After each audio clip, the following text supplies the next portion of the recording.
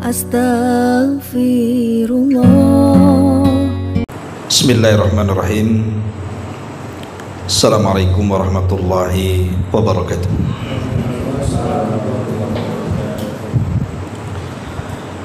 Alhamdulillah wassalatu wassalamu ala Rasulillah wa ala alihi wa sahbihi wa mawalah wa la hawla wa la quwata illa billahi wa ba'du. Baik, kita akan lanjutkan kajian kitab Tauhid dan kita masuk pada bab kedua, bab yang menjelaskan tentang masih keutamaan tauhid. Di sini pengarang rahimahullahu taala membawakan beberapa dalil dari Al-Quran dan Sunnah Nabi sallallahu alaihi wasallam. Di antaranya surah Al-An'am ayat 82. Allah Subhanahu wa taala berfirman, alladzina amanu wa lam yalbisu imanahum bidzulmin ulaika lahumul amnu wa hum muhtadun. Orang-orang yang mereka beriman dan tidak mencampur adukkan keimanan mereka dengan kezaliman, maka mereka akan mendapatkan keamanan dan mereka pun akan diberikan petunjuk Allah Subhanahu wa ta'ala. Ma'asyiral muslimin yang dimuliakan Allah Subhanahu wa ta'ala, ayat ini ketika turun kepada para sahabat Nabi sallallahu alaihi wasallam membuat berat hati semua para sahabat, karena mereka memahami kezaliman dalam ayat ini maksudnya orang-orang yang beriman yang tidak mencampur adukan dengan kezaliman. Mereka memahami zalim di sini artinya zalim terhadap diri sendiri, seperti melakukan kemaksiatan kepada Allah Subhanahu wa ta'ala. Makanya mereka mengatakan, ya Rasulullah, ayyuna lam yadhlim nafsahu. Rasul, siapa di antara kita yang lepas dari kezaliman? Semua orang tidak mungkin lepas dari kezaliman. Maksudnya dari kemaksiatan, baik kemaksiatan zahir ataupun kemaksiatan batin. Tidak ada manusia yang lepas dari kemaksiatan. Jadi para sahabat Nabi sallallahu alaihi wasallam merasa berat dengan ayat ini. Bagaimana mungkin syarat mendapatkan keamanan baik di dunia ataupun di akhirat, dan syarat mendapatkan petunjuk baik di dunia atau di akhirat, syaratnya tidak mencampur adukan keimanan dengan kezaliman. Berarti selamanya orang tidak mungkin mendapatkan dua hal tadi, karena manusia tidak lepas daripada dosa. Itu yang dipahami para sahabat. Makanya mereka mengatakan, ya Rasulullah, ayyuna lam yadhlim nafsahu. Siapa di antara kita yang lepas dari kemaksiatan? Maka Nabi SAW mengatakan, laisa kama tadhunnun. Bukan seperti itu yang kalian pahami. Jadi kezaliman dalam ayat ini bukan kemaksiatan yang biasa dilakukan manusia, tapi kata Nabi SAW, yang dimaksud kezaliman dalam ayat ini artinya kesyirikan. Dan itu sebagaimana perkataan Luqmanul Hakim kepada putranya, ya bunayya la tusyrik billahi inna syirka la zulmun azim. Wahai putraku, janganlah kalian menyekutukan Allah, karena sesungguhnya kesyirikan itu adalah kezaliman yang sangat besar. Jadi ayat ini maksudnya adalah orang yang akan mendapatkan keamanan dari Allah baik di dunia ataupun akhirat, dan orang-orang yang akan mendapatkan petunjuk itu adalah orang yang tidak mencampur adukan keimanan dengan kesyirikan. Bukan maknanya kezaliman secara umum. Dari sini kita tahu bahwa pentingnya memahami sebuah pemahaman. Kalau para sahabat Nabi SAW saja bisa keliru memahami ayat-ayat Al-Quran sehingga harus merujuk kepada sabda Nabi SAW, apalagi kita. Sementara para sahabat itu dari segi kecerdasan jauh lebih dibandingkan kita, tetapi terkadang ada salahnya juga. Mereka menyangka ayat itu sebagaimana yang mereka pikirkan, rupanya penafsirannya tidak sebagaimana yang mereka pikirkan. Penafsirannya ada di tangan Nabi SAW. Makanya dalam beragama itu perlu adanya pemahaman. Tidak bisa kemudian agama ini diotak-atik sembarang orang. Sebab setiap kepala manusia itu punya pemikiran masing-masing. Kalau setiap ayat dalam Al-Quran diserahkan kepada setiap kepala, maka pasti akan terjadi keributan dalam penafsiran. Karena masing-masing kepala itu punya pemikiran masing-masing. Makanya pentingnya pemahaman. Lah pemahaman terbaik tentu pemahaman Nabi. Baru setelah itu pemahaman para sahabat Nabi SAW. Karena dahulu kaum muslimin ketika menyerang Konstantinopel, mereka pun mengepung gerbang Konstantin itu bukan hitungan harian, bahkan bulanan tidak bisa ditembus gerbangnya. Sehingga ada salah satu kaum muslimin ini nekat. Kemudian dia pun memanjat pagar, kemudian melemparkan dirinya ke tengah-tengah musuh untuk membuka gerbang. Akhirnya kenekatan itu membuat dia diserang oleh banyak musuh. Apa yang dilakukan orang ini? Akhirnya dicibir oleh kaum muslimin dan mengatakan, lihat orang itu telah mencelakakan dirinya. Bukankah Allah Subhanahu wa taala mengatakan, wala tulqu bi aidikum ila tahluka. Janganlah kalian mencelakakan diri kalian kepada kehancuran. Orang ini sedang mencelakakan dirinya. Kenapa dia nekat seperti itu? Di tengah-tengah kaum muslimin ini masih ada sahabat yang ikut terlibat kala itu. Namanya Abi Ayyub Al-Ansari radhiyallahu anhu, dan mengatakan, kata Abi Ayyub, janganlah kalian menggunakan ayat itu untuk menghukumi orang itu. Karena sesungguhnya ayat itu bukan turun kepada dia, tapi ayat itu turun kepada kami. Ayat itu turun kepada kami para sahabat. Kemudian Nabi Ayyub Al-Ansari menjelaskan, dahulu saat Nabi SAW berhasil menguasai Mekah dan Madinah, kemudian juga sedikitnya peperangan karena memang Mekah dan Madinah sudah menjadi basis kaum muslimin. Maka kami yang sudah sepuh, kata Abi Ayyub Al-Ansari, akhirnya kami pun merasa tugas kami sudah selesai,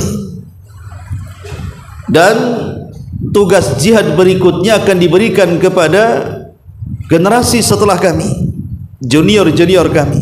Jadi kami sudah selesai tugas kami bersama Nabi SAW, tinggal duduk-duduk, makan, minum, berkebun, berbisnis.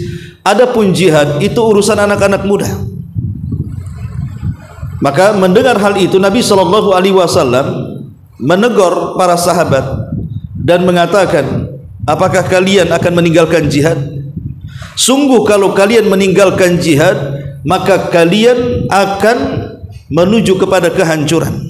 Kemudian Rasul membacakan ayat tadi, wala tulqu bi aidikum ila tahluka. Janganlah kalian melemparkan diri-diri kalian kepada kehancuran. Seolah-olah Rasul mengatakan ayat itu menceritakan tentang bahaya meninggalkan jihad, bahwa orang yang meninggalkan jihad itu, maka itu sama dengan menyerahkan dirinya kepada kehancuran.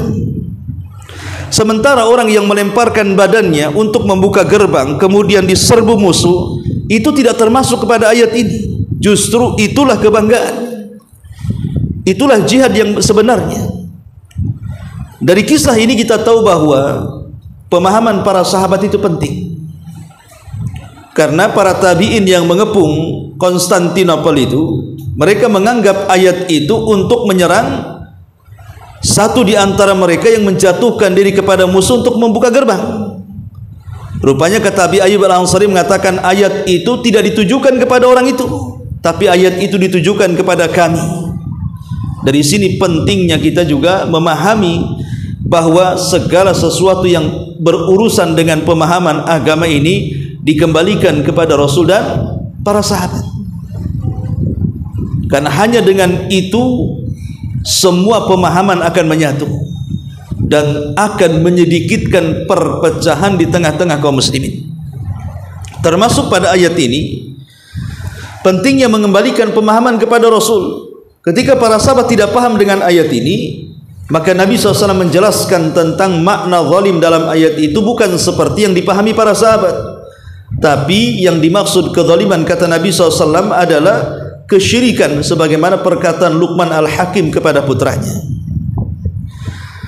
Ma'asyiral muslimin yang dimuliakan Allah Subhanahu wa taala, ayat ini masih menjelaskan tentang fadlut tauhid, keutamaan tauhid.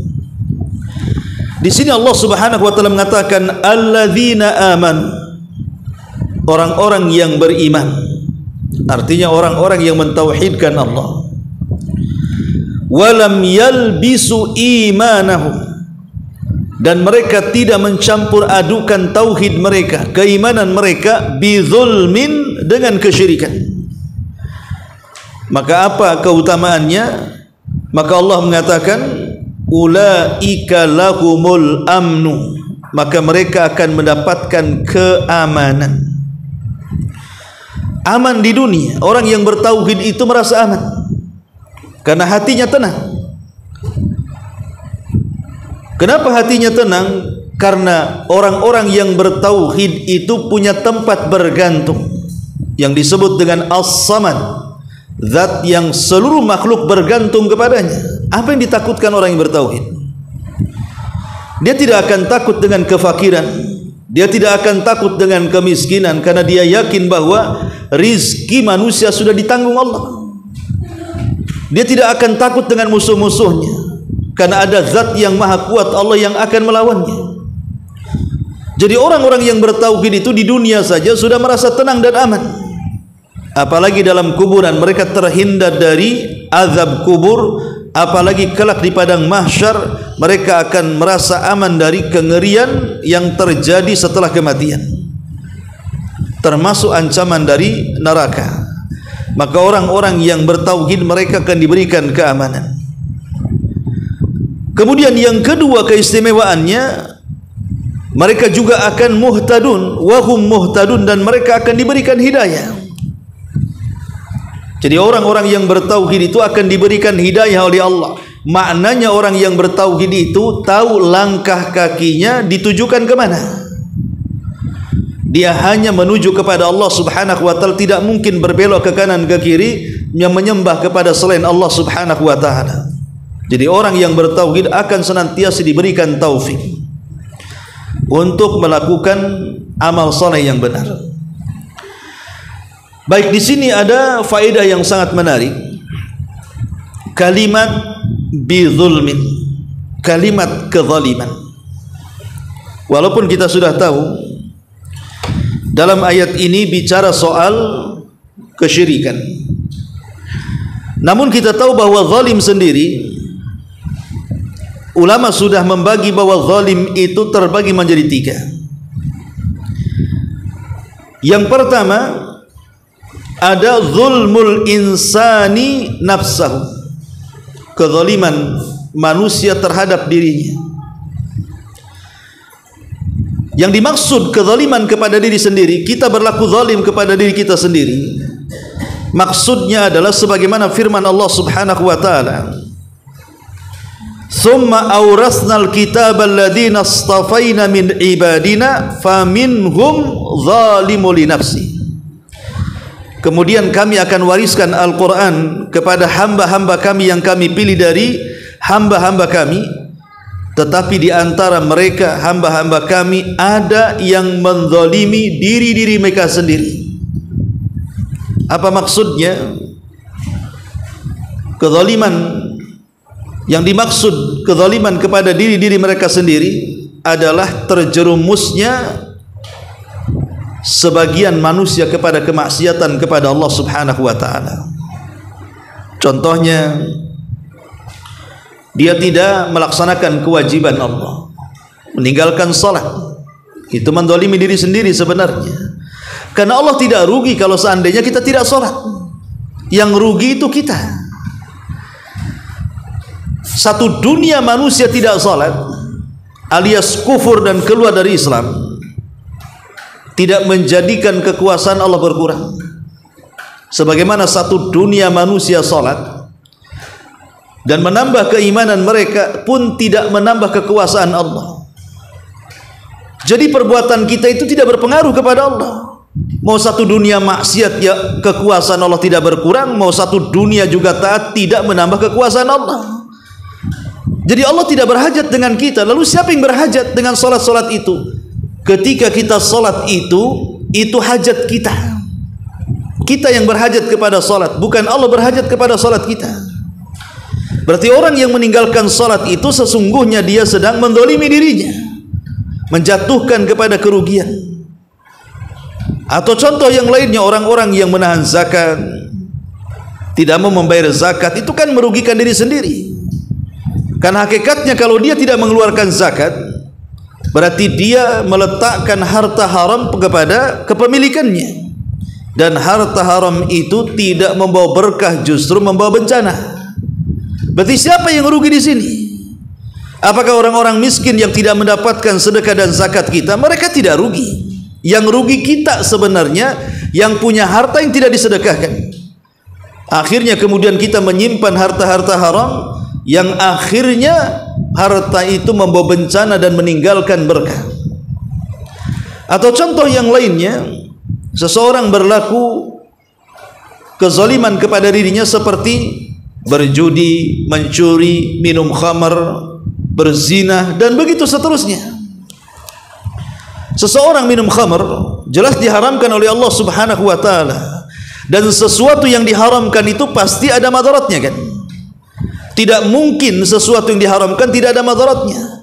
Kaidah secara umum, sesuatu yang diperintahkan, baik itu wajib atau sunnah, pasti di dalamnya ada maslahat. Dan sesuatu yang dilarang Allah, apakah itu yang diharamkan atau yang dimakruhkan, maka pasti ada madarat di dalamnya. Kita katakan minum khamar memang ada manfaatnya, tapi madaratnya jauh lebih besar. Karena madarat minum khamar ini bukan hanya sekedar menghambur-hamburkan uang, tetapi juga membawa penyakit kepada diri sendiri. Bahkan boleh jadi dari khamr ini dia bisa melakukan kejahatan yang jauh lebih keji. Karena orang yang hilang akal itu bisa melakukan segalanya. Makanya Rasul mengatakan khamr itu ummul khaba'ith, induk daripada seluruh kejahatan. Gara-gara mabok, hilang akal, dia bisa membunuh orang, dia bisa mencaci maki orang, dia bisa menampar orang, dia bisa menyakiti orang, bahkan menyakiti dirinya sendiri. Tidur sembarangan, kadang disolokkan pun dia bisa tidur dia. Nah, ini menunjukkan bahwa inilah kezaliman yang merugikan diri sendiri. Secara global, kezaliman ini artinya seluruh kemaksiatan yang kita lakukan. Ini yang pertama. Kemudian yang kedua ada namanya az-zulmu li ghairihi, kezaliman kepada orang lain. Bahasa ulama mengatakan az-zulmu la yutrak, kezaliman yang tidak mungkin ditinggalkan oleh Allah Subhanahu wa taala walaupun seseorang yang melakukannya sudah bertobat. Jadi orang yang melakukan kezaliman kepada orang lain, maka ampunannya digantung oleh Allah Subhanahu wa taala. Walaupun kita istighfar ribuan kali, Allah tidak akan meninggalkannya. Tetap dia menanggung dosanya sampai kepada orang-orang yang dizaliminya mengikhlaskan perbuatan zalimnya. Kalau tidak, maka selamanya Allah akan gantung sampai terjadi qisas pada hari kiamat. Ma'asyiral muslimin yang dimuliakan Allah Subhanahu wa taala, contohnya seperti apa? Banyak sekali contoh kezaliman kepada orang. Seperti seseorang melakukan pembunuhan, meneteskan darah seorang muslim. Yang darah itu tidak boleh ditumpahkan, karena dalam Islam membunuh itu ada aturannya. Contoh umpamanya qisas, boleh kan, ada aturannya. Seorang pezina yang sudah menikah dirajam sampai mati, boleh kan, ada aturannya. Orang yang murtad dipenggal lehernya, boleh kan, ada aturannya. Dan itu sebagaimana sabda Rasul sallallahu alaihi wasallam, la yahillu damu mri'im muslim illa bi ihda thalathin. Tidak halal darah seorang muslim ditumpahkan kecuali karena 3 perkara. As-sayyibuz zani, seorang yang sudah menikah berzina. An-nafsu bin nafsi, orang yang membunuh jiwa tanpa dibenarkan kemudian terjadi qisas. Al-mufariq lil attariku lidinihi al-mufariq lil jamaati, orang yang meninggalkan agama alias murtad, atau orang yang memberontak kaum muslimin, maka mereka halal darahnya karena ada aturan namanya. Tapi kalau seandainya membunuh begitu saja, ini kezaliman. Makanya Abdullah ibn Abbas radhiyallahu anhuma menceritakan tentang kisah pada hari kiamat. Nanti orang-orang yang jadi korban pembunuhan itu akan menghadap Allah Subhanahu wa taala, tangan kanannya memegang kepalanya dan tangan kirinya menyeret pembunuhnya. Kemudian dihadapkan kepada Allah Subhanahu wa taala, kemudian dia mengatakan, ya Rabb, sal hadza lima qatalani. Ya Rabb, tanya orang ini, kenapa dia sampai membunuhku? Tanya orang ini, kenapa dia sampai membunuhku?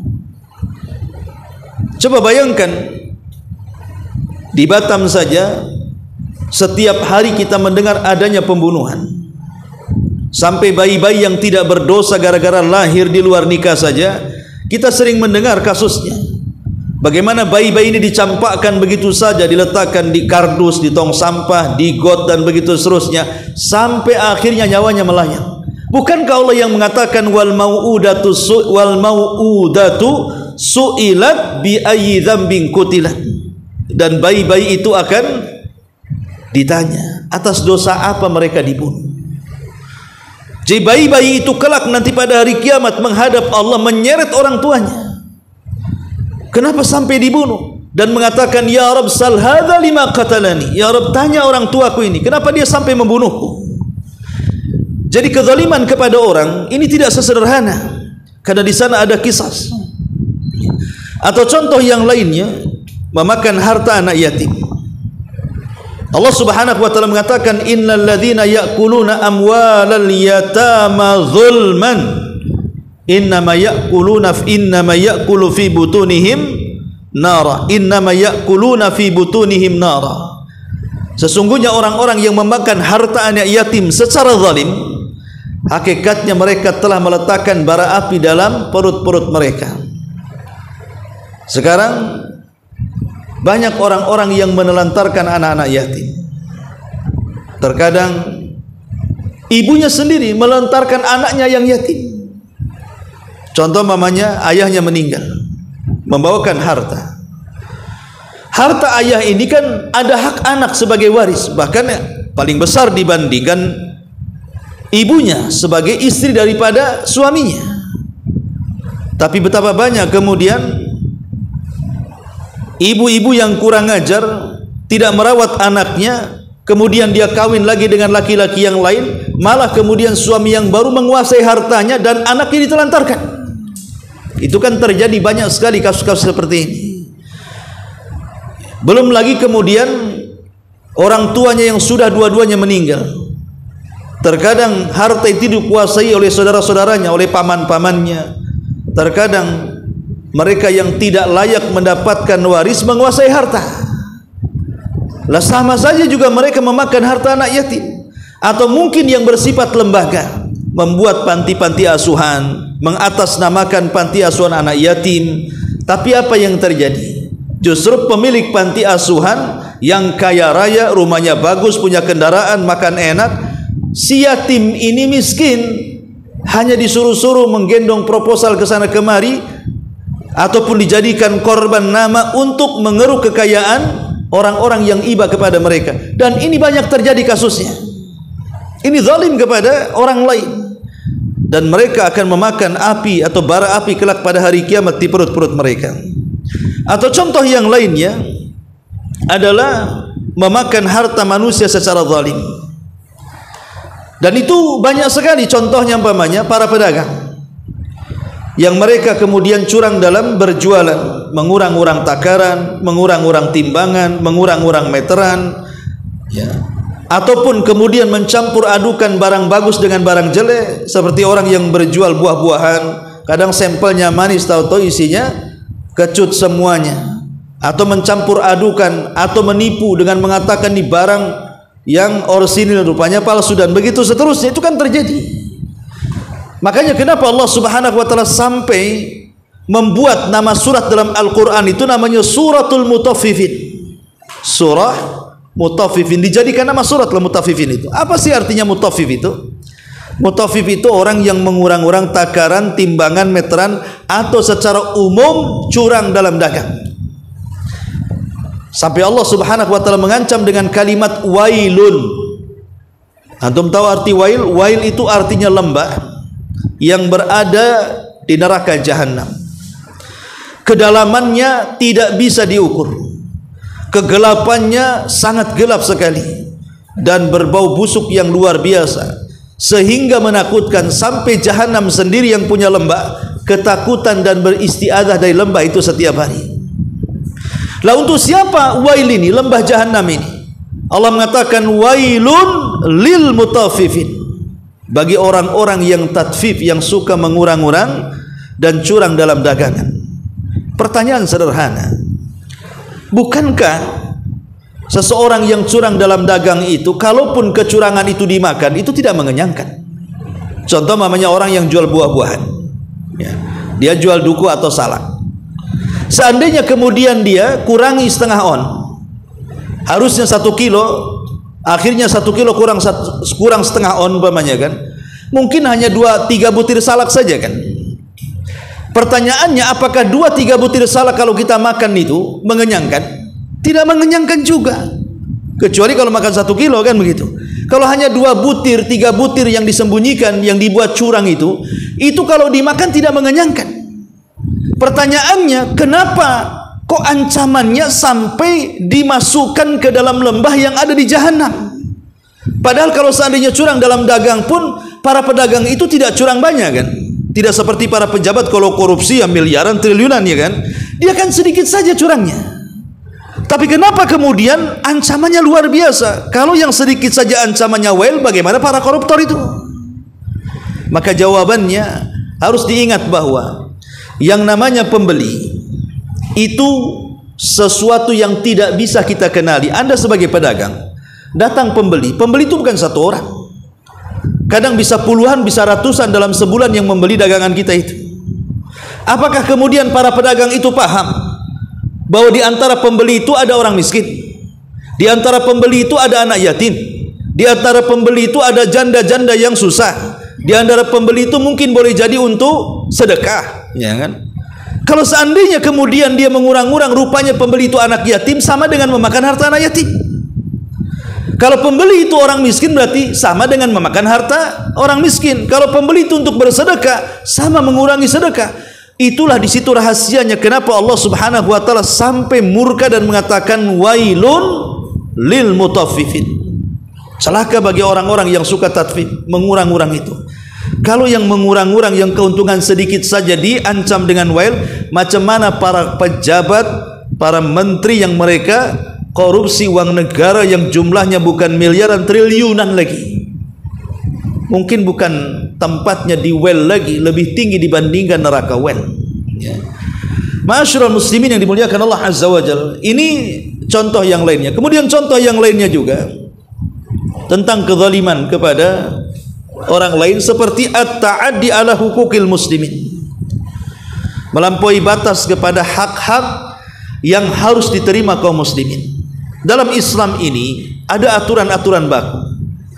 di mana seorang suami istri punya hak masing-masing, di mana orang tua kepada anak punya hak masing-masing, di mana seseorang dalam berhubungan interaksi dengan tetangga punya hak masing-masing. Hubungan kita kaum muslimin punya hak masing-masing. Bahkan hubungan kita dengan orang kafir pun punya hak masing-masing.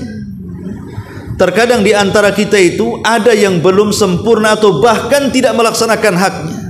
Mungkin seorang istri zalim kepada suami atau sebaliknya. Anak zalim kepada orang tua atau sebaliknya. Seseorang zalim kepada tetangga atau sebaliknya. Seseorang zalim kepada kaum muslimin atau sebaliknya. Itu terjadi di masyarakat.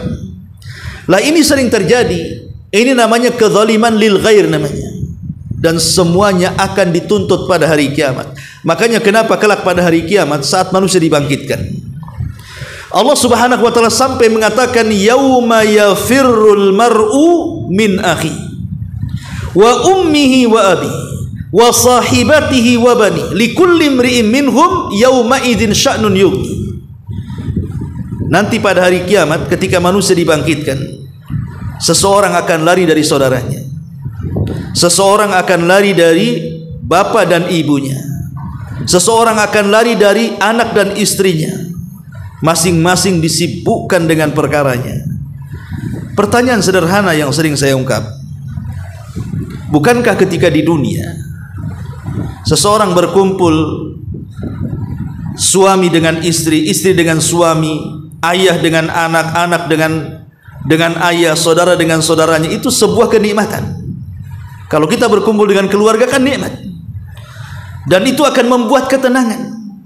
Kenapa nanti pada hari kiamat justru orang tidak mau ketemu? Padahal di dunia ya kan, kalau seandainya kita lama tidak berjumpa dengan keluarga, rasanya rindu ingin berjumpa kan. Tapi nanti pada hari kiamat orang tidak mau ditemui. Apakah suami ditemui istrinya atau sebaliknya, anak ditemui orang tuanya atau sebaliknya, saudara dengan saudaranya atau sebaliknya, orang akan menjauh satu persatu. Pertanyaannya, kenapa mereka sampai menjauh? Bukankah berkumpul lebih tenang? Karena mereka takut kalau seandainya pahala mereka akan diambil oleh orang lain dan dosa orang lain akan dipikulnya. Kenapa kemudian suami lari dari istrinya? Karena boleh jadi di dunia mungkin suami ini belum memberikan hak terbaik kepada istrinya, nafkah terbaik kepada istrinya, sehingga dia merasa bersalah. Dan kalau berjumpa di akhirat, takutnya pahala dia dari ibadah-ibadah yang diambil istrinya, makanya gak mau ketemu. Atau sebaliknya, mungkin seorang istri ketika di dunia dia kurang hak kepada suaminya, tidak melayani dengan baik. Ketika di akhirat tidak mau ketemu. Kenapa? Karena dia merasa bersalah, takut kalau ketemu pahalanya diambil. Atau boleh jadi anak kepada orang tua juga begitu. Mungkin ada anak yang durhaka dengan orang tuanya, belum memberikan hak terbaik, saat ketemu di akhirat akan menyingkir dari orang tuanya, takut pahalanya diambil. Atau begitu juga sebaliknya, orang tua mungkin belum bisa mendidik anaknya, akhirnya punya kesalahan. Itulah yang membuat mereka lari, tidak mau berjumpa. Makanya kemudian hak-hak kepada orang lain ataupun ta'addi li hukukil muslimin, ya, melampaui batas dengan hak-hak kaum muslimin, itu termasuk kezaliman yang berkaitan dengan lil ghairi, kepada sesama hamba. Ini kezaliman, dan banyak lagi lah contoh-contohnya. Kemudian kezaliman yang ketiga, inilah kezaliman yang dimaksud dalam ayat ini. Kezaliman yang paling zalim, atau sezalim-zalimnya kezaliman, puncak dari seluruh kezaliman, sumber dari semua kezaliman. Apa itu? Kesyirikan. Kezaliman yang tidak mungkin terampuni di hadapan Allah Subhanahu wa taala kalau dia mati tidak bertobat kepada Allah Subhanahu wa taala. Kenapa kesyirikan ini adalah sezalim-zalimnya kezaliman? Sebagaimana perkataan Luqmanul Hakim di awal tadi, ya bunayya la tusyrik billahi inna syirka la zulmun azim. Wahai anakku, janganlah kalian berlaku menyekutukan Allah, karena kesyirikan itu sezalim-zalimnya kezaliman. Ada sekurang-kurangnya 3 alasan kenapa kesyirikan itu menjadi kezaliman yang sangat zalim, puncak dari semua kezaliman. Pertama, ya, karena kesyirikan itu sama dengan mengurangi kesempurnaan Allah Subhanahu wa taala. Ingat, kita ini meyakini bahwa Allah Subhanahu wa taala itu zat yang maha sempurna. Dari semua aspek, Allah itu zat yang maha sempurna, baik nama-namanya ataupun sifat-sifatnya. Karena tidak layak menjadi Tuhan kalau tidak sempurna. Tuhan itu harus sempurna dari segala hal, baik nama-namanya atau sifat-sifatnya. Lah orang-orang yang menyekutukan Allah Subhanahu wa taala dengan makhluknya, menyembah kepada selain Allah, berdoa kepada selain Allah, tawaf kepada selain Allah, meminta kepada selain Allah, istighatsah, isti'anah kepada selain Allah, dan begitu seterusnya, hakikatnya dia tidak menganggap Allah itu sempurna. Seolah-olah orang yang menyekutukan Allah bahwa di sana ada selain Allah itu yang jauh lebih kuat, bisa mengabulkan keinginannya, makanya berpaling kepada selain Allah. Itu kan sama dengan menganggap Allah ini banyak kekurangan. Sebab kalau dia menganggap Allah sempurna, ngapain dia berdoa kepada selain Allah? Berdoa saja kepada zat yang maha sempurna.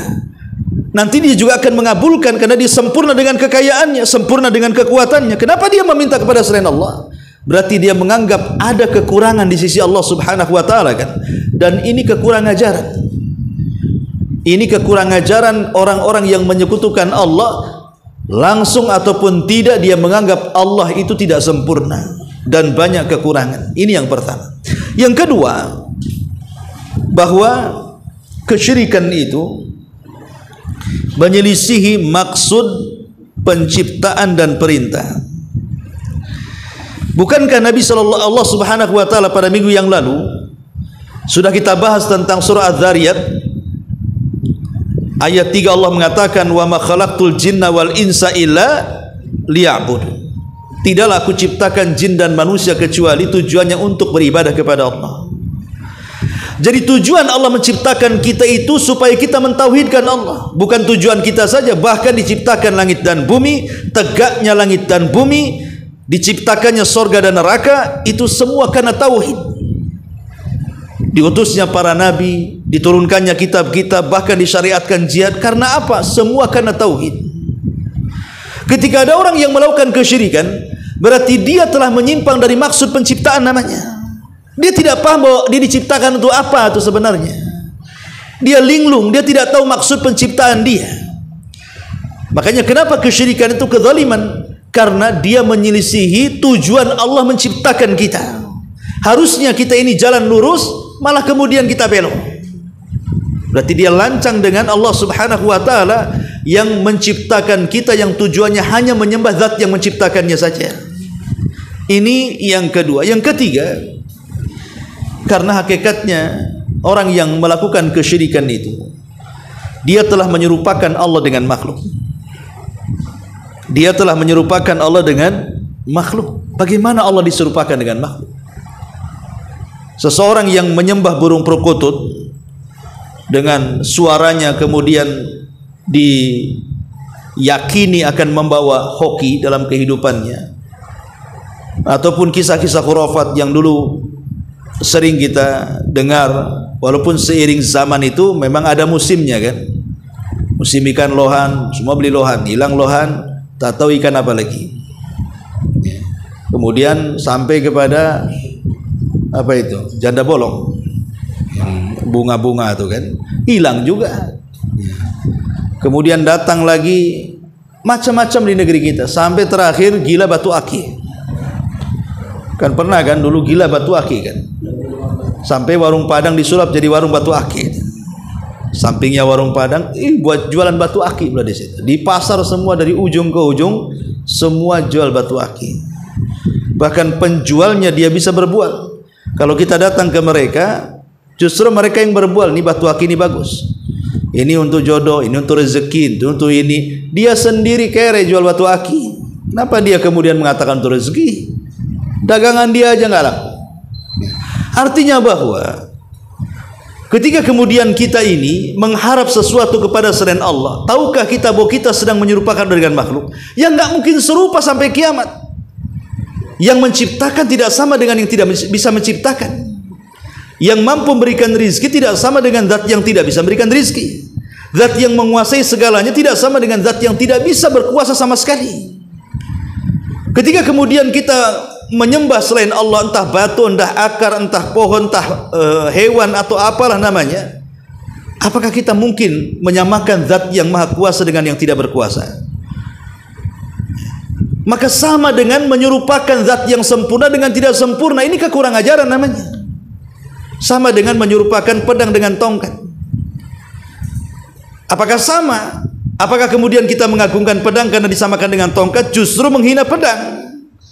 Karena tongkat itu selamanya tidak akan sama dengan pedang. Pedang itu jelas dia tajam, tongkat selamanya tumpul. Bukan kemudian mengangkat derajat tongkat, justru menghina pedangnya. Maka dari sini ikhwatul fillah muliakan Allah Subhanahu wa taala, 3 alasan inilah kenapa kesyirikan itu menjadikan kezaliman yang teramat zalim. Kezaliman yang sangat besar yang dikutuk oleh Allah Subhanahu wa taala hampir di semua ayat-ayat dalam Al-Qur'an. Bahwa kesyirikan itu membawa kehinaan dan kehancuran. Ma'asyiral muslimin yang dimuliakan Allah Subhanahu wa taala. Adapun dampak daripada kezaliman sendiri, pertama, sebagaimana dalam ayat ini, bahwa orang yang melakukan kezaliman itu akan dihilangkan keamanan dan rasa ketenangan dunia dan akhirat. Yang kedua, orang yang melakukan kezaliman itu umumnya, maka kehidupan mereka tidak akan luas, tapi justru Allah sempitkan. Jadi kezaliman itu bisa menyempitkan dada-dada mereka, bahkan bisa menyempitkan rizki mereka, hilang ketenangan. Sebagaimana Allah mengatakan dalam surah An-Nisa ayat 160. Kemudian juga yang ketiga, kezaliman itu menyebabkan munculnya kesesatan dan hilangnya hidayah. Kemudian yang keempat, kezaliman itu juga merupakan kehancuran di dunia dan juga di akhirat. Dan yang terakhir, kezaliman juga mengundang azab Allah Subhanahu wa taala. Makanya Allah mengatakan, wala tahsabannallaha ghafilan amma ya'malu zalimun. Jangan kau sangka Allah itu lalai terhadap apa yang dilakukan orang-orang zalim itu. Allah tidak akan lalai. Allah pasti akan menurunkan azabnya kepada siapapun yang berlaku zalim. Baik kezaliman yang bersifat yang paling rendah, kezaliman kepada diri sendiri, menghancurkan badan kita dengan kemaksiatan, atau yang bersifat kezaliman kepada orang dengan menyakiti orang lain dengan gibah kita, penghinaan, merendahkan, mencaci, memaki, mengadu domba dan yang semacamnya, ataupun kezaliman yang sangat besar yang merupakan kezaliman yang tidak akan terampuni selamanya, maksudnya adalah kesyirikan. Ini ayat yang pertama. Baik, kemudian dalil yang kedua, hadis daripada Ubadah ibni Samit radhiyallahu anhu. Rasul mengatakan, man syahida an la ilaha illallah wahdahu la syarikalah wa anna muhammadan abduhu wa rasuluh wa anna Isa abdullahi wa rasuluh wa kalimatuhu alqaha ila Maryam wa ruhum minhu wal jannatu haqqun wan naru haqqun adkhalahu Allahul jannah ala ma kana minal amali akhrajahu. Dari Ubadah ibn Samit radhiyallahu an, Rasul bersabda, siapa yang bersaksi bahwa tidak ada sesembahan yang berhak disembah kecuali Dia semata, dan bahwa Muhammad adalah hamba Allah dan Rasulnya, dan sesungguhnya Isa adalah hamba Allah dan Rasulnya, dan kalimat yang dilempar kepada Maryam serta ruh darinya, kemudian bersaksi bahwa sorga adalah sebuah kebenaran, neraka sebuah kebenaran, maka Allah akan masukkan ia ke dalam sorga sesuai dengan amalannya. Hadis ini dikeluarkan Bukhari Muslim. Hadis ini adalah bantahan kepada beberapa kelompok. Pertama, bantahan kepada orang-orang Yahudi. Orang-orang Yahudi menganggap bahwa Isa itu anak zina, sehingga orang-orang Yahudi tidak menganggap Isa itu sebagai nabi dan rasul. Makanya kenapa orang Nasrani mengkafirkan Yahudi? Karena orang Yahudi tidak mengakui Isa. Sementara orang Nasrani sangat mengagumi Isa. Maka dalam hadis ini juga bantahan kepada mereka bahwa Isa itu bukan anak zina, dan Isa itulah hamba Allah dan Rasulnya. Makanya di sini wa anna Isa Abdullahi wa Rasuli, dan Isa itu hamba Allah dan Rasulnya. Dia bukan anak zina, dan dia juga bukan anak Tuhan. Dia adalah putra Maryam. Allah sanggup menciptakan manusia tanpa ayah seperti Isa. Allah sanggup menciptakan manusia tanpa ibu seperti Hawa. Allah sanggup menciptakan tanpa ayah dan ibu seperti Adam. Dan Allah juga sanggup menciptakan dengan adanya ayah dan ibu seperti kita. Allah itu ala kulli syai'in qadir. Ini yang pertama. Yang kedua, dalam hadis ini juga bantahan kepada orang Nasrani. Kenapa? Karena orang Nasrani menganggap Isa itu, dalam pandangan mereka ada 3 perkara. Pertama, ada yang menganggap Isa itu satu di antara 3 Tuhan, 3 in 1 bahasanya. Kemudian yang kedua, ada yang menganggap Isa itu putra Tuhan. Dan yang ketiga, ada yang menganggap Isa itu adalah Tuhan itu sendiri. Itulah keyakinan Nasrani. Dan penyimpangan Nasrani ini jauh 300 tahun setelah diangkatnya Isa ke langit.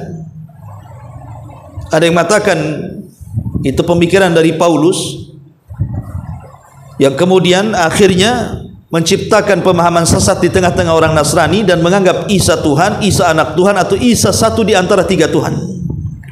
Maka hadis ini berbantah, Isa bukan Tuhan, Isa bukan anak Tuhan, Isa bukan satu di antara 3 Tuhan, tapi Isa adalah Abdullahi wa Rasuluh. Isa adalah hamba Allah dan Rasulnya. Nggak ada kaitan dengan Tuhan-Tuhan. Ini yang kedua. Kemudian yang ketiga, hadis ini juga bantahan kepada mereka orang-orang musyrik, orang-orang yang mereka melakukan kesyirikan kepada Allah Subhanahu wa taala. Karena di sini Rasul mengatakan man syahida alla ilaha illallah. Siapa yang menyaksikan bahwa tidak ada sesembahan yang berhak disembah kecuali Allah, artinya tidak ada yang berhak disembah, hanya Allah saja. Ini artinya tauhid. Dan ini membantah orang-orang yang melakukan kesyirikan, entah mereka menyembah nabi, menyembah malaikat, menyembah orang saleh, atau menyembah yang lainnya. Kemudian yang keempat, hadis ini juga membantah kepada siapa? Ahlil bidah, yang sebagian mereka memiliki pemahaman seperti orang-orang Jabariyah. Mereka menganggap bahwa surga neraka itu belum tercipta. Surga neraka itu belum tercipta. Kenapa? Karena mereka mengingkari pengetahuan Allah. Orang-orang Jabariyah dalam bab takdir, mereka mengatakan bahwa Allah itu mengetahui setelah kita berbuat. Sementara kita ahli sunnah mengatakan Allah itu tahu yang telah, yang sedang, dan yang akan datang, bahkan sesuatu yang mustahil terjadi. Kalau terjadi Allah tahu. Tapi orang-orang Jabariyah mengatakan Allah itu tidak mungkin tahu kecuali setelah kita berbuat. Kalau kita tidak berbuat, Allah tidak akan tahu. Dari pemahaman ini lari kepada bahwa surga neraka itu belum tercipta. Padahal Allah mengatakan uiddat lil muttaqin, surga itu diperuntukkan untuk orang yang bertakwa. Sesuatu yang diperuntukkan dan disiapkan, bendanya sudah ada. Nggak mungkin disiapkan bendanya belum ada. Ana siapkan rumah untuk antum, berarti rumahnya sudah ada, kan sudah disiapkan. Ketika Allah mengatakan surga disiapkan untuk orang yang bertakwa, artinya sudah ada surga itu. Mereka mengatakan surga itu belum tercipta. Ataupun sebagian ada orang yang mengatakan bahwa surga dan neraka itu tidak kekal. Saya pernah membaca satu tulisan yang ditulis dosen Malang kalau nggak salah. Tulisan ini menyesatkan karena isinya banyak bertentangan dengan Al-Quran dan Sunnah. Judulnya ternyata neraka dan surga itu tidak kekal, katanya. Alasannya apa? Alasannya karena Allah itu membalas manusia sesuai dengan amalannya, baik membalas dengan kebaikan atau membalas dengan keburukan. Kalau keburukan sesuai dengan keburukannya. Sekarang logikanya mereka mengatakan orang kafir, umpamanya dia dari usia 15 sampai 20 tahun, kemudian meninggal di usia 20 tahun. Artinya dicatatnya kan dari akil balik 15 tahun sampai 20 tahun. Berarti 5 tahun dia kekafirannya. Tiba-tiba masuk neraka dikekalkan. Mana akalnya katanya? Harusnya kalau dibalas kejahatan sesuai dengan kejahatan yang sama, kalau di dunia dia kufur 5 tahun, dia masuk neraka 5 tahun sajalah. Kan gitu logikanya. Kalau ada orang kafir baru akil balik, setahun mati di atas kekafiran, masuk neraka kekal. Masa dia kafirnya 1 tahun kekal di dalamnya? Atau baru 1 bulan dia kafir kemudian meninggal, kekal di neraka? Masa 1 bulan dia kekal di dalamnya? Mana akal kita katanya? Kita katakan, ya, manusia di dunia saja, manusia di dunia terkadang berangan-angan sesuatu, tapi angan-angan itu tidak pernah diciptakan, hanya lagu-lagu saja. Contoh umpamanya, ada orang yang ingin bertobat, kemudian mengatakan, kapan lu tobat? Dia mengatakan, nantilah habis umroh. Setelah umroh tak tobat-tobat juga. Nantilah kalau sudah usia 40-50 tahun. Setelah usia 50 tahun juga nggak tobat juga. Oh, nantilah habis haji. Setelah haji pun tak tobat juga. Ada orang yang berangan-angan itu ingin tobat tetapi tak tobat-tobat kan. Kayak ada orang menyesal nih, umpamanya seseorang berjudi, kemudian kalah judi, akhirnya dia tobat tan nasuha, nggak akan judi lagi. Setelah kaya judi lagi dia. Atau seorang yang berzina terkena penyakit kemudian sembuh, zina lagi, kan begitu. Lah Allah Subhanahu wa taala menyebutkan tentang perkara orang-orang kafir yang masuk neraka. Apa kata Allah? Lau ruddu la'adu limanuhu anhu. Kalau seandainya orang kafir yang masuk neraka itu dikeluarkan dari neraka, dikembalikan ke dunia, pasti dia akan mengulang lagi kekafirannya. Kalau seandainya orang kafir yang keluar dari neraka dikembalikan ke dunia itu, walaupun dia sudah janji di neraka, ya Allah, kalau seandainya kau kembalikan kami ke dunia, kami akan beramal saleh. Sebagaimana ketika orang-orang kafir melihat neraka, apa kata mereka? Rabbana absarna wa sami'na farji'na na'mal salihan. Ya Rabb, kami sudah melihat neraka, kami sudah mendengar gemuruh neraka. Ya Rabb, kembalikan kami ke dunia, kami akan beramal saleh. Ya, itu penyesalan di akhirat. Kalau seandainya mereka dikembalikan ke dunia, betul-betul Allah ciptakan kembali dunia, kemudian mereka dikembalikan ke dunia, apa kata Allah? Lau ruddu la'adu limanuhu an. Kalau seandainya mereka dikembalikan ke dunia, pasti kufur lagi. Ya logikanya tadi, ada orang yang sudah menyesal melakukan dosa, jatuh lagi ke dosa kan? Terkadang itu hanya angan-angan. Kenapa orang kafir dikekalkan di neraka? Ya itu karena sebabnya itu. Kalau dikembalikan ke dunia pun percuma, mereka akan kafir lagi. Ma'asyiral muslimin yang dimuliakan Allah Azza wa Jalla. Lah, dari sini juga bantahan kepada mereka yang mengingkari adanya neraka dan kekekalan keduanya. Kita katakan neraka dan sorga itu hak adanya. Maka di sini Rasul mengatakan, wal jannatu haqqun wan naru haqqun. Neraka itu hak, sorga itu hak.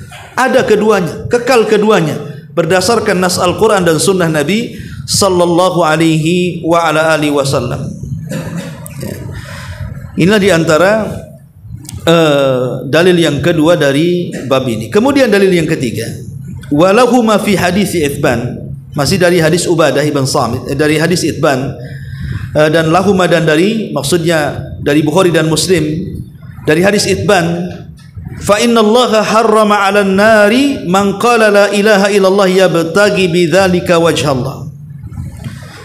Sesungguhnya Allah haramkan atas neraka orang yang mengucapkan la ilaha illallah dan dengan ucapan itu dia mengharap wajah Allah Subhanahu wa taala. Dari sini kita tahu bahwa mengucapkan la ilaha illallah saja tidak cukup, tapi dia harus betul-betul memahami isinya supaya mendatangkan keikhlasan.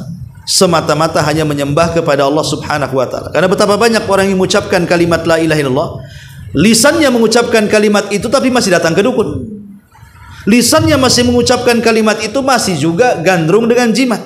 Lisannya mengucapkan kalimat itu, masih juga dia yakin dengan cerita khurafat. Lisannya mengucapkan kalimat itu, masih juga dia berharap kepada makhluk. Jadi kalimat la ilaha illallah itu apa gunanya? Makanya di sini kalimat itu akan berguna kalau dengan kalimat itu dia mengharap wajah Allah, melahirkan ikhlas, artinya melahirkan betul-betul tauhid, di mana salat dia, semua ibadah dia tidak diberikan kecuali kepada Allah Azza wa Jalla. Kemudian hadis yang ketiga, hadis dari Abi Sa'id Al-Khudri radhiyallahu anhu. Walaupun hadis ini fihi nazar. Nabi SAW mengatakan, Allah Subhanahu wa taala, Nabi SAW bercerita tentang kisah Nabi Musa. Qala Musa, berkata Musa, "Ya Rabb, 'allimni syai'an adhkuruka wa ad'uka bi." Ya Rabb, ajarkan kepadaku sesuatu kalimat yang aku bisa berzikir dengan kalimat itu dan aku bisa gunakan dengan kalimat itu untuk berdoa kepadamu. Qala, maka Allah berfirman, "Ya Musa, qul la ilaha illallah." Ucapkan la ilaha illallah.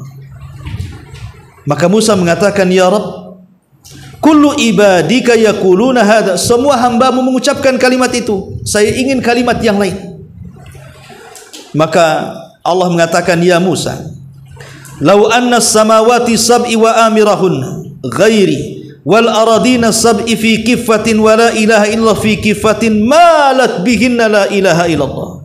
Wahai Musa, kalau seandainya langit bumi itu dan segala isi keduanya diletakkan di satu neraca timbangan, dan la ilaha illallah itu diletakkan di neraca satunya, maka la ilaha illallah jauh lebih berat dibandingkan langit dan bumi. Karena memang tujuan penciptaan langit dan bumi karena la ilaha illallah. Menunjukkan bahwa tauhid itu menyelamatkan segalanya. Ada kemungkinan minimalnya lah orang yang bertauhid kepada Allah, kalaupun tidak masuk surga secara direct, minimalnya orang yang bertauhid tidak dikekalkan di neraka. Itu saja. Cuman dua kemungkinannya.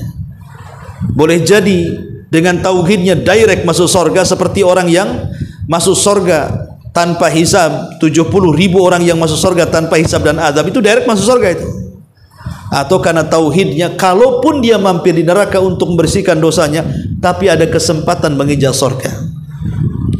Ma'asyiral muslimin wal muslimin yang dimuliakan Allah Azza wa Jalla. Hadis terakhir, hadis Tirmidzi dari Anas bin Malik radhiyallahu an, Rasulullah SAW bersabda, "Ya ibna Adam, lau ataitani bi qurabil ardi khataya thumma lakitani la tusyrik bi syai'an la ataituka bi qurabiha maghfiratan."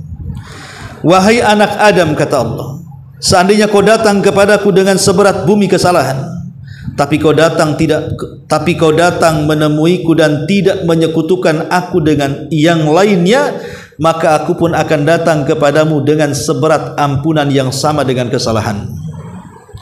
Lihat bagaimana tauhid itu bisa menghancurkan dosa-dosa. Ingat hadis bitokoh ya, saya tutup dengan hadis bitokoh. Jadi hadis bitokoh itu artinya kartu sakti ya. Nanti pada hari kiamat ada satu orang dihadapkan di hadapan Allah dan dipermalukan di halayak manusia yang berkumpul di padang mahsyar, sambil membawa 99 catatan di tangannya. Kemudian Allah mengatakan, bentangkan satu catatanmu sekarang. Dibentangkan sama dia satu catatannya. Rupanya jauhnya sejauh mata memandang. Itu baru satu catatan, semua isi keburukan dia. Kemudian Allah mengatakan, coba lihat catatanmu, apakah ada yang salah tulis? Dia mengatakan tidak. Coba lihat catatanmu, apakah malaikatku juga salah tulis? Dia mengatakan tidak ya Rabb. Ini semua kecatatanku, semua benar. Kata Allah, alaka hasanah, kira-kira kau punya kebaikan untuk membandingi catatan ini? Dia mengatakan, ya Rabb, kalaupun aku kebaikan buat apa? Tidak sebanding dengan catatan keburukan. Ini baru satu, macam mana pula dengan 98-nya? Akhirnya dia sudah mulai lemas, dia pun mulai melangkahkan kakinya ke neraka. Maka Allah panggil, tunggu dulu ya fulan, sesungguhnya engkau punya kebaikan. Dikeluarkanlah satu kartu sakti, bertuliskan la ilaha illallah. Kemudian Allah membawa timbangan. Kemudian 99 catatan keburukan diletakkan di satu timbangan. Kemudian kartu yang bertuliskan la ilaha illallah itu diletakkan di satu neraca timbangan. Tiba-tiba kartu sakti itu lebih berat dibandingkan 99 catatan keburukan. Artinya orang ini saat mati masih mentauhidkan Allah. Boleh jadi yang 99 itu semua dosa besar. Mungkin dia zina, dia maling, dia merampok, dia membunuh, dia menelantarkan keluarga, dia menghardik anak yatim, sebutkan ya. Tapi dia tidak pernah menyembah kecuali kepada Allah. Hatinya masih mentauhidkan, gitu maksudnya. Sehingga tauhidnya bisa menyelamatkan dia. Dari sinilah pengarang nanti ada bab bahwa tauhid itu bisa yukaffiru, bisa menggugurkan dosa-dosa dan kesalahan. Inilah diantara bab yang kedua dari kitab Tauhid. Baik, sebelum saya tutup, kalau ada yang bertanya silakan.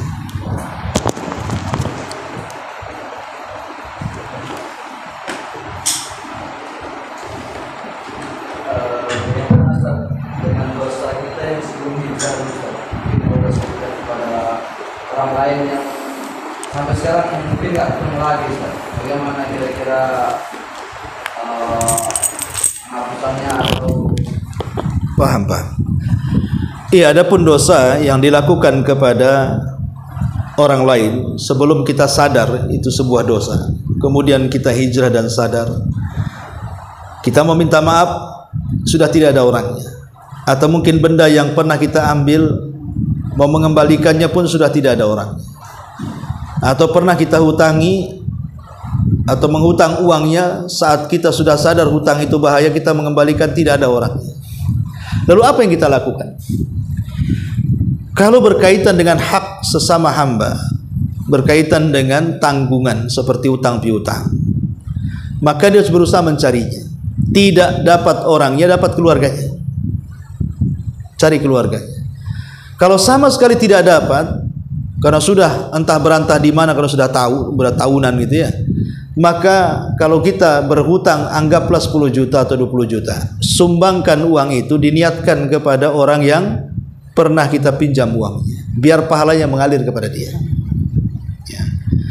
Itu kalau cerita hak ya. Tapi kalau seandainya kita pernah menggibah dia, itu kan bukan mengambil hak namanya. Kalau gibah itu kan nggak ngambil apa-apa, cuman menjelek-jelekan. Dan kita ingin meminta maaf, orang sudah nggak ada.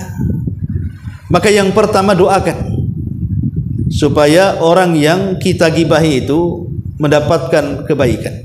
Yang kedua, yang dulu pernah kita jelek-jelekan, robah kata-kata kita penuh dengan pujian. Yang ketiga, di mana tempat kita menggibah? Berapa orang yang kita gibah mereka dengar? Pamai 10 orang. Maka klarifikasi kepada 10 orang itu. Cari mereka. Takutnya ada gibah, multi level gibah. Kita ngomong 1A, rupanya gibah ini sampaikan pula sama dia ke orang lain, sampaikan lagi ke orang lain. Kan kita yang nanggung dosanya akhirnya kan. Ana pernah dengar si Anu itu begini-begini. Antum tahu dari mana? Dari si Anu cerita. Akhirnya ini pun ngomong begitu juga. Satu kampung tahu. Nah ini kan bahaya jadinya. Ya. Tetapi ikhwatu fillah muliakan Allah azza wajalla, semua kalau kita taubatan nasuha, betul-betul taubat menyesal, kemudian kita mencari orang itu minta maaf, kalau itu memang sudah kita upayakan, semua terserah Allah nanti. Allah mau tahu, maha tahu dengan niat kita. Lo enggak mungkin enggak tahu niat kita seperti apa. Kalau kita taubatan nasuha betul-betul, tapi masalahnya kalau dengan hak manusia kan harus dikembalikan hak itu. Itu baru dikatakan taubatan nasuha. Karena taubatan nasuha itu berkaitan dengan 4 syarat. Pertama, penyesalan yang disebut dengan an-nadam ya. Kemudian yang kedua, tidak kembali kepada dosa yang pernah kita lakukan, berjanji ya. Kemudian yang ketiga, mengiringi perbuatan buruk dengan kebaikan, banyak istighfar. Kemudian ada tambahan yang keempat, kalau berkait dengan hak orang, kembalikan. Walaupun ada ditambah dengan kelima, bertobat sebelum waktu yang tobat tidak akan diterima. Kapan itu? Ketika nyawa di tenggorokan atau ketika matahari terbit dari barat. Maka 5 perkara ini merupakan syarat tobat. Wallahu a'lam. Ya, saya kira. Ya. Yang tadi yang bilang aku sakit itu maksudnya masalah ya tidak, dia melakukan dosa besar yang tidak menjadikan dia keluar dari Islam. Ya, orang berzina, kalau dia yakin zina haram, tidak mengeluarkan dari Islam. Orang mencuri dia yakin mencuri itu haram, tapi tetap mencuri. Itu dosa besar tapi tidak keluar dari Islam. Ya. Orang mabuk dia tahu khamar haram tapi hawa nafsu mengalahkan dia mabuk juga. Orang minum khamar tidak keluar dari Islam. Karena pemahaman kita menyelisih Khawarij. Lain kalau Khawarij mengatakan pemabuk kafir, zina kafir, curi kafir. Itulah manhaj kafir kafir istilahnya ya. Ahli sunnah tidak. Ya. Tapi dalam dosa-dosa tertentu yang mengeluarkan dari Islam ya tidak bisa. Seperti orang meninggalkan salat tidak bisa keluar dari Islam. Makanya Syekhul Islam Ibnu Taimiyah mengatakan, "Man tarakas salata jumlatan faqad kafar." Ijma'an. Siapa yang meninggalkan salat secara jumlah kafir secara kesepakatan ulama. Maksudnya apa? Meninggalkan salat itu lebih banyak meninggalkan daripada melakukan, atau sama sekali tidak melakukan. Walaupun KTP-nya 100 semua ditulis Islam, dia sudah keluar dari Islam. Walaupun dia pakai peci gitu ya, mau sarung, mau apa, atribut itu nggak ada guna kalau orang meninggalkan sholat. Ya, makanya para ulama itu sampai khilaf orang meninggalkan sholat. Apakah meninggalkan satu kali kafir? Sebagian ulama mengatakan kafir. Seperti ulama-ulama Saudi mengkafirkan, walaupun satu kali doang. Ibn Baz, Utsaimin, ulama-ulama Saudi semua mengatakan kafir, walaupun satu kali. Makanya orang meninggalkan satu kali harus tobat, ya, harus bersyahadat lagi. Walaupun pendapat Syekh Albani berbeda. Lihat orang yang meninggalkannya. Kalau dia masih meyakini sholat wajib, maka kalau meninggalkan dia fasik. Tapi kalau dia meninggalkan karena tidak menganggap sholat wajib, ya jelas kafir. Walaupun dia sholat, kalau dia tidak menganggap wajib, kafir. Karena kekafiran itu kan berasal dari keyakinan. Sholat ataupun tidak sholat, kalau sudah mengingkari kewajiban sholat 5 waktu, pasti dia kafir. Karena mengingkari sesuatu yang maklum secara darurat. Semua kaum muslimin tahu sholat wajib, kenapa diingkari? Ya, jadi harus dipahami seperti itu. Wallahu a'lam. Baik, sampai di sini. Subhanallah bihamdika, asyhadu an la ilaha illa anta astaghfiruka wa atubu ilaik. Allahu taala alam. Assalamualaikum warahmatullahi wabarakatuh.